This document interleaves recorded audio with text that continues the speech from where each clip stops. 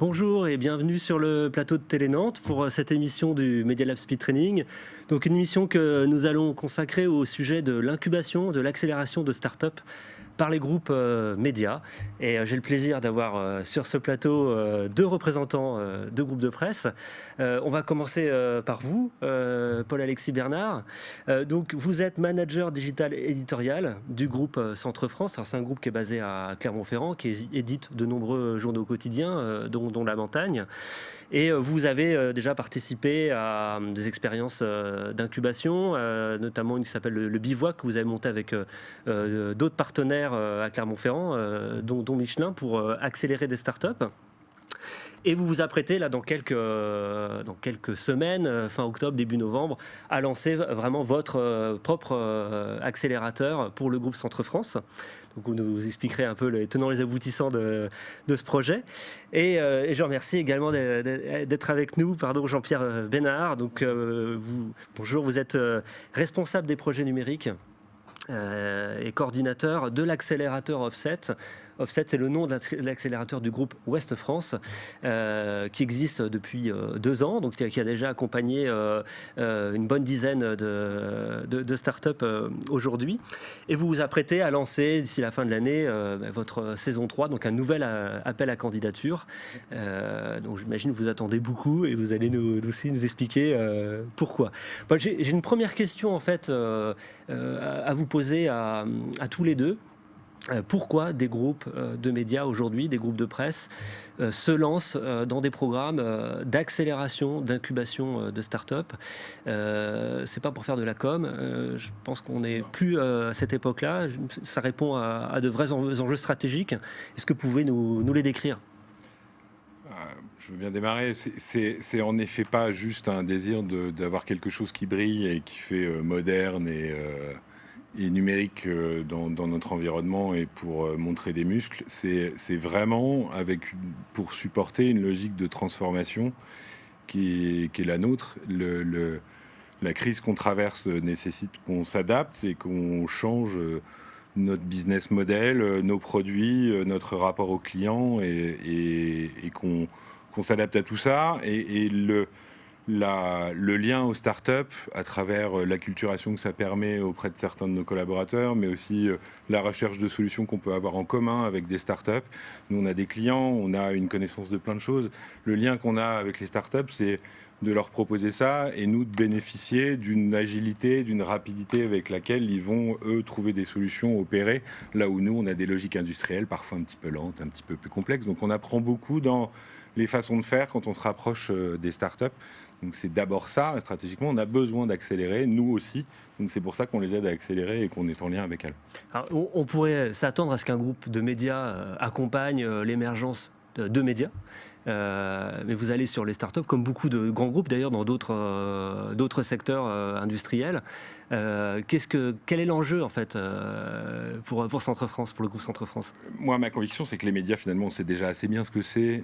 Et puis le propre d'un média, pour le coup, c'est que ça n'est souvent pas une start-up parce que le média est difficilement scalable. En tout cas, nous, si on considère que c'est un média journalistique, c'est pas scalable. On peut pas mettre un journaliste qui va internationaliser son activité. Enfin, c'est très compliqué. Donc le média est un peu plus difficile à accélérer. Et surtout, nous, on est finalement la logique de médias, j'ai envie de dire, avec toute humilité, je pense qu'on sait déjà plein de choses.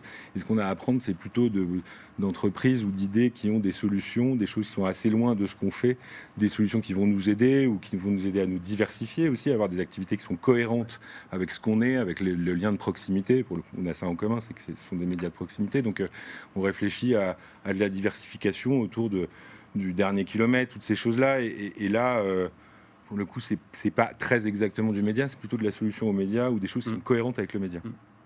Jean-Pierre, la stratégie pour Ouest France ? Je voulais rebondir sur ce qui a été dit. L'accélérateur, c'est pas un accessoire, c'est pas un gadget en effet. C'est vraiment un outil de création de dynamique, création de valeur et de créer une dynamique. La dynamique, nous, elle est inscrite dans la trajectoire. Aujourd'hui, on fait 80 millions de visites par mois, dans quelques mois, je l'espère, une centaine de millions et beaucoup plus dans une échéance courte. Vous êtes un carrefour d'audience, quoi. Voilà, être un carrefour d'audience. L'idée, c'est de créer quelque chose qui soit au service de cet écosystème, de cette plateforme. Donc on voudra s'ouvrir à différents services et pas seulement de la production de contenu. On s'adresse aux citoyens dans une logique de proximité, ça c'est vrai. Il faut que ça continue. Et cet écosystème, cette plateforme numérique qui va agréger des partenaires, parce qu'on s'ouvre, on change on fait évoluer le modèle, nécessite d'aller à la rencontre des gens qui inventent, qui trouvent des nouveaux usages, qui connaissent les habitudes de population qu'on touche moins aujourd'hui. On sait que notre lectorat est plutôt d'un âge assez élevé. Il faut aussi qu'on touche de nouvelles populations. L'accélérateur, il est vraiment là pour servir cette transformation numérique, en termes d'usage, en termes de culture, parce que ça sert aussi à changer, à amener une culture d'innovation, de nouvelles pratiques, de nouvelles méthodologies de travail, et c'est quelque chose qui fonctionne assez bien, puisqu'on a la chance d'avoir le recul de 2 ans. Et alors, concrètement, quels sont les types de services, de solutions en fait que proposent les startups là, que vous accompagnez depuis 2 ans? Alors depuis 2 ans, c'est très variable. L'année dernière, nous avions des startups qui traitaient de la récolte des résultats sportifs. On avait des solutions. Notre accélérateur est vertical, mais on a une palette de métiers à Ouest France qui est assez large, entre l'immobilier, l'automobile, les avis de décès, les contenus. On est capable d'adresser, on a un Polmer aussi, avec des revenus. Il y a l'événementiel aussi. De l'événementiel, on est capable d'adresser finalement, ou d'accompagner des startups dans plein de domaines. Nous ne sommes pas qu'un journal pour le coup, et on a une richesse de choses à apporter pour le coup à des projets qu'on accompagne, qui sont beaucoup plus diverses que ça n'en a l'air. Voilà. Donc on a eu sur le sport, sur l'immobilier, on a eu aussi des gens qui cette année analysent les réseaux sociaux pour nous aider à connaître notre communauté, à savoir qui sont nos influenceurs, comment est-ce qu'on peut travailler avec eux pour relayer nos contenus et pourquoi pas des informations sur les marques. On a une start-up qui est une marketplace, qui est un peu le Etsy local, mais qui grossit bien. Tout ça dans une logique, dans une perspective d'évolution du modèle. Donc voilà, vendre des produits, amener du service. Il y en a une autre start-up qui se charge de digitaliser la relation entre le patient et la pharmacie. C'est aussi des choses qu'il faut qu'on apprenne, voilà, ça touche le citoyen, donc ça nous concerne. Donc oui, des secteurs où on ne s'attend pas forcément, on n'est pas toujours dans le champ du journalisme, en revanche on est bien sur l'information ou l'infoservice. Il y a toujours un lien avec le citoyen ou la production de contenu, en tout cas du local, oui, en effet. Qu'est-ce qu'elles viennent chercher Qu'est-ce qu'une start-up aujourd'hui qui se rapproche du groupe Centre France ou du groupe Ouest France, alors l'audience, on en a parlé, mais qu'est-ce qui va l'intéresser précisément dans vos dispositifs? Alors chez nous, il y a peut-être le dispositif en lui-même, le mode d'accompagnement.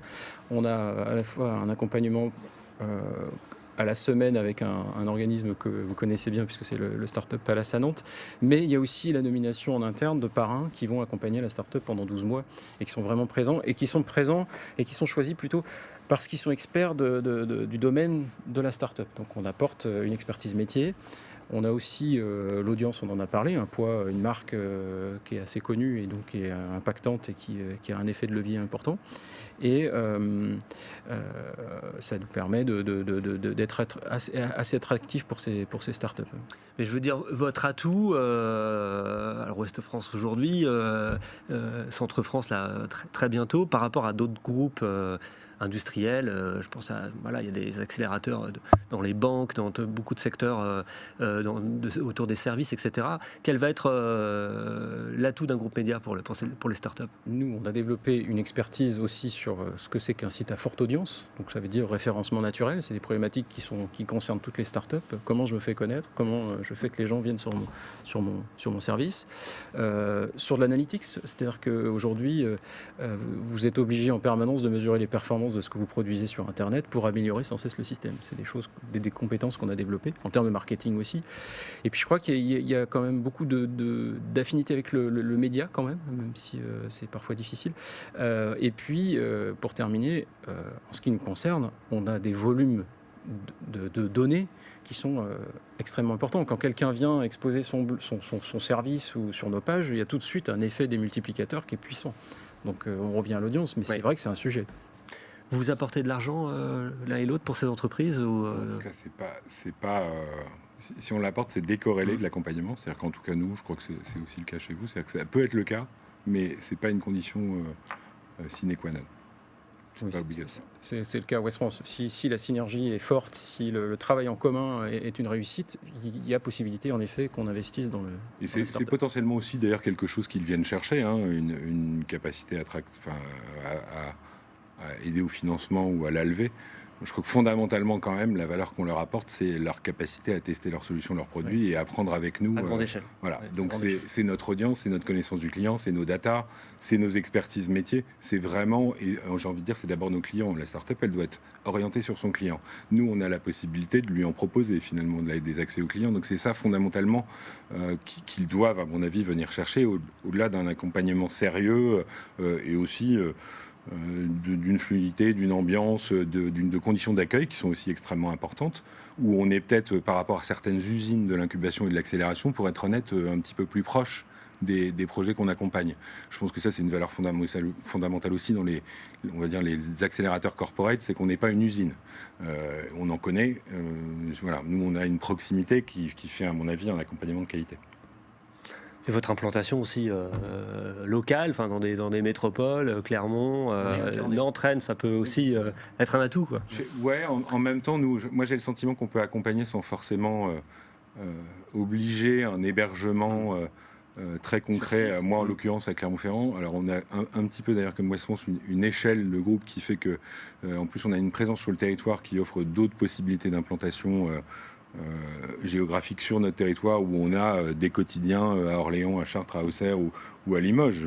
Et il n'est pas exclu qu'on accompagne des projets qui sont en fait logés à cet endroit-là. Il y a forcément une part de l'accompagnement qui nécessite de la présence, parce que pour qu'il soit qualitatif, il faut que les gens viennent, et donc probablement à Clermont-Ferrand. Mais moi, je fais pas c'est pareil, c'est un peu comme ceux qui cherchent de l'investissement. Enfin, on n'oblige pas les projets à forcément s'héberger. En tout cas, dans ce qu'on va créer, c'est berger à Clermont-Ferrand 24/24, 7 jours sur 7.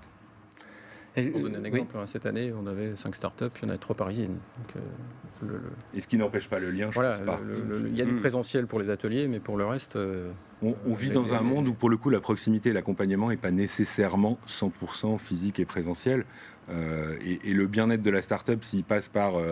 moi, j'ai ma famille et même à Paris, et j'ai pas forcément envie de m'installer à Nantes, à Rennes ou à Clermont-Ferrand. Moi, je pense qu'il y a des modes d'accompagnement qui sont pas exclusifs de ça. Je vous écoute tous les deux là, je vous trouve très bienveillant en fait à l'égard de ces startups, dans le sens où on sent bien qu'il ne faut pas leur mettre de contraintes dès le départ, un fil à la patte. Pourquoi il y a un risque de les étouffer. C'est pire, c'est que moi j'ai la conviction que la startup est un client. C'est-à-dire qu'évidemment c'est un rapport gagnant-gagnant, mais moi je considère que si je veux que le partenariat soit positif entre la start-up et moi, il faut qu'elle accélère, qu'elle fasse, qu'elle délivre, et que je l'aide à ça. Il faut qu'elle soit bien, parce que moi, je ne retirerai rien de ce partenariat ou de ce point de contact si ça ne se passe pas bien. Donc finalement, on a toujours pour objectif avec l'équipe avec laquelle on développe ça, on considère que notre premier client, c'est pas nous-mêmes pour le coup, mais c'est vraiment bien le projet qu'on accompagne. Et si on ne le fait pas comme ça, si on ne les considère pas comme un client, on risque en effet de les étouffer, de mal les orienter ou de les délaisser. Et en même temps, il faut qu'ils respectent des règles du jeu. On en discutait ensemble tout à l'heure, il y a des risques évidemment, donc faut aussi que c'est gagnant-gagnant, donc il faut aussi qu'ils respectent les choses. Mais moi, je considère vraiment que les projets qu'on accompagne sont des clients.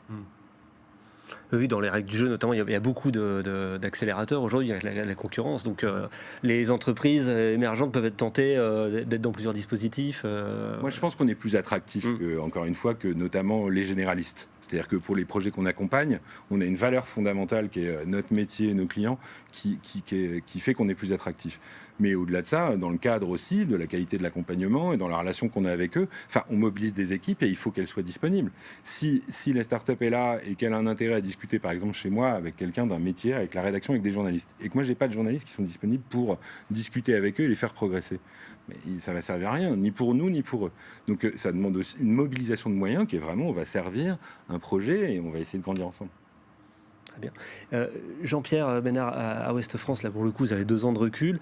Est-ce qu'il y a déjà une belle histoire en fait, à raconter Alors, moi, quand je parle d'offset, j'ai toujours le sourire, parce que ce sont des rencontres humaines, même si on parle business et que c'est de la création de valeur, il y a quand même surtout de belles histoires, parce que des gens qui ont des idées formidables, des gens qui sont dynamiques, plein d'envie, et ça se transmet, on récupère cette énergie. Des belles histoires. Un exemple Il y a cette année dans la promo, je cite c'est la promo puisque l'année dernière je n'étais pas sur le sujet, mais cette année je citerai 2 exemples. On a une start-up qui s'appelle Bloom qu'on accompagne, dont le dirigeant est un entrepreneur senior, on va dire, et qui a côtoyé et travaillé avec des patrons du CAC 40 comme Jean-Luc Lagardère ou Francis Bouygues. Donc ça remonte à quelques années, mais voilà, c'est quelqu'un qui a un profil assez solide, avec qui on échange beaucoup, et c'est une rencontre qui est passionnante des 2 côtés, je crois. Donc ça, c'est très intéressant. L'autre belle histoire, c'est une start-up de Rennes qui s'est aperçue que la communauté des vendeurs sur My Little Market était un peu déçue d'avoir été rachetée par Etsy parce que leurs produits allaient être mélangés à des produits chinois, et qui en 3 mois, je dis bien 3 mois, ont réussi à exécuter une place de marché, c'est-à-dire développer l'outil technologique d'exécution de la place de marché, et qui en 1 an ont réussi à capter 12 000 vendeurs qui possèdent 1 700 000 références produits. Voilà, c'est des gens hyper enthousiastes qui ont fait preuve d'intelligence, parce qu'ils ont su capter la tendance, un fait numérique, j'ai envie de dire. Et voilà, des belles histoires, des équipes dynamiques. Et quelle retombée en fait concrète là sur ces exemples Quelle retombée pour Ouest France? Pour Ouest France, alors, l'agence Bloom, clairement, c'est l'analyse des communautés sur les réseaux sociaux. Donc nous, c'est hyper utile. Ça nous permet de savoir, par exemple, que les thématiques qui sont attendues quelles sont les thématiques attendues par notre communauté de lecteurs ou de gens qui sont en affinité avec la marque. Et on s'est aperçu que certaines thématiques, on ne les traitait pas. Donc c'est un intérêt, une recommandation pour la rédaction en disant il serait intéressant de traiter ces sujets-là, parce qu'on sait qu'il va y avoir de l'engagement, et puis c'est attendu. On a aussi fait du data journalisme avec eux, puisqu'ils ont beaucoup de données. On avait fait un article notamment après les victoires de la musique, où on avait la vision des réseaux sociaux de l'événement télévisuel. Et on s'est aperçu du décalage. Enfin, c'était très, très intéressant. Sur la place de marché, on voit clairement que nous, on essaie de se développer en tant qu'écosystème. Vous le disiez tout à l'heure, il faut qu'on soit un endroit pour... on a beaucoup de clients, il faut que les services qu'on greffe à notre dispositif puissent aussi bénéficier de toute cette clientèle-là. Il y a de fortes chances que une place de marché, ça rentre un petit peu dans notre écosystème. Voilà, il y a des réflexions sur le sujet. Et Paul-Alexis Bernard, qu'est-ce que vous attendez au niveau du groupe, peut-être aussi au niveau des rédactions, de ce nouveau dispositif d'accélération que vous allez lancer dans quelques semaines? Quel changement ça peut apporter au niveau des équipes? C'est pas la première formalisation en interne de démarches liées à l'innovation et à l'acculturation des collaborateurs on va dire, à la transformation. On a déjà eu des démarches quasi intrapreneuriales, en fait, de porteurs de projets en interne, pour le coup, qui, pas des startups, mais qui avaient des projets qu'on a fait travailler une grande communauté de collaborateurs. Il y a 2000 collaborateurs dans le groupe. Il y a plusieurs centaines de personnes qui ont participé à ces programmes, qui permettaient de travailler en équipe une idée, un petit projet qui améliorait, par exemple, un traitement éditorial, en effet, ou qui permettait de trouver des solutions pour mieux animer une communauté. Donc là, très concrètement, il y a des choses qui se sont montées et qui, même si les projets ne sont pas devenus des startups, parce que c'était l'intrapreneuriat, il faut le prendre avec une certaine humilité.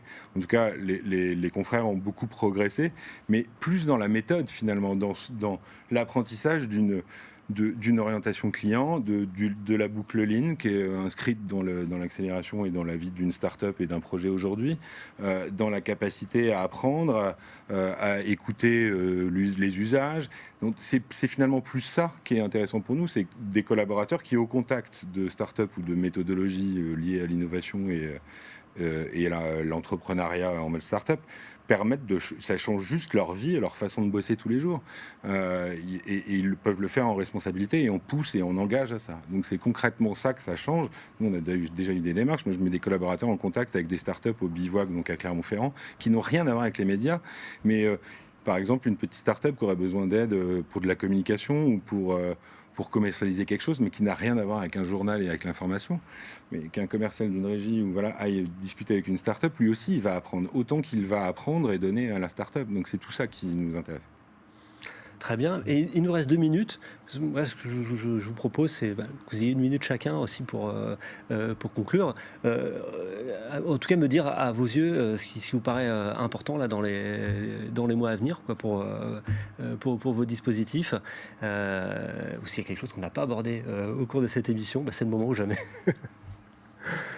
Je vois rien de particulier, si ce n'est quand même, il y a un petit danger, moi, que je vois chez nous, qui est une petite peur de ça, quand on est dans des industries traditionnelles, de voir arriver des environnements qui sont parfois vus de loin, qui peuvent faire peur. Parce qu'il faut aller vite quand on veut aider une start-up, parce que il faut être en capacité, oui, de décider, de délivrer parfois un peu plus vite que nous, on le fait. Donc il y a certains de nos collaborateurs qui parfois sont un petit peu étonnés ou voire même prennent ça avec un petit peu de précaution. Donc il faut juste, il faut adopter la même logique que celle des projets qu'on accompagne. On est là pour apprendre, pour regarder. Moi, j'ai pas la conviction. Enfin, on connaît le taux d'échec des startups. Hein. Il faut se détendre avec ça parce que quoi qu'il arrive, même si des entreprises sont en échec, on a appris et on a avancé. Donc c'est toute cette culture-là qu'il faut essayer d'avoir. Il faut se détendre avec ça. C'est-à-dire qu'il on met beaucoup d'ambition et c'est stratégiquement important, mais en même temps, voilà, c'est que du bon et c'est pas de la souffrance et de la douleur. Oui, je suis complètement d'accord sur cette idée de plaisir finalement, parce qu'il y a énormément de richesse à lancer un accélérateur. Nous, on a cette chance qu'il soit aligné avec la stratégie, donc ça c'est extrêmement puissant. Ce que je retiendrai, nous, c'est qu'on s'ouvre, on est dans de la co-création de valeur, c'est assez nouveau, avec des processus lean, ça a été évoqué tout à l'heure, donc du test et de l'apprentissage. On est à un moment d'ouverture qui est foisonnant, moi qui m'enthousiasme, et il faut qu'on fructifie ça le plus possible. Donc voilà, c'est un moment difficile pour nos modèles économiques, mais en même temps très réjouissant. Merci à vous deux et à bientôt.